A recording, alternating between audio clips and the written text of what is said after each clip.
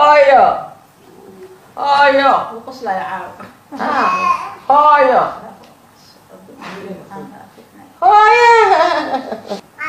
هايا إنا لله وإنا إليه راجعون ما خديجة محمد ديري oo ahayd ilaahay naxariistii jannaha ka waraabiye wasiirkii haweenka iyo sidoo kale xuquuqul insaanka ee xukuumadda federaalka ee Soomaaliya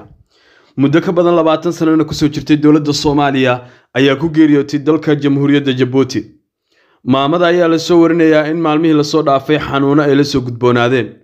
ila wareedyo dhameystiran ayaa waxay sheegayaan in xanuunka maamada uu ka soo bilowday magaalada Baydhabo oo dhawaan ay booqasho ku tagtay in halkaasi xanuun uu ku qabtay isla markaana ay ka soo kicintay oo ay wafdi u raacday uu hogaaminayo ra'iisul wasaare Xamse Cabdi Barre dalka Djibouti si ay halkaasi uga qayb gasho kulan uu soo qabanqaabiyay maxadka Heritage maamada oo xanuunkeedu soo dirsanayay ayaa la soo warinayaa in markii dambe uu ku sii batay xanuunkii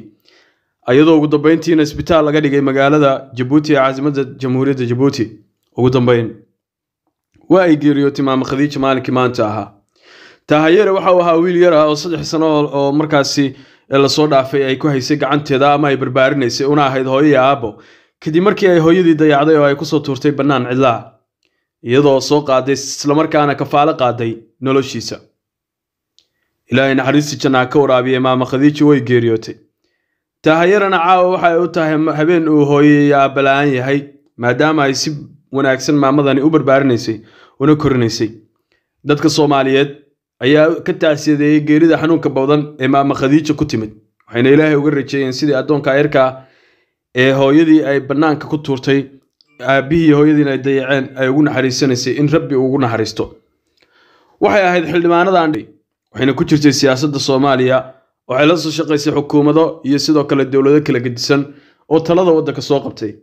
haatan waxay ahayd wasiirad iyo sidoo kale xildhibaan ka tirsan golaha shacabka ee baarlamaanka Soomaaliya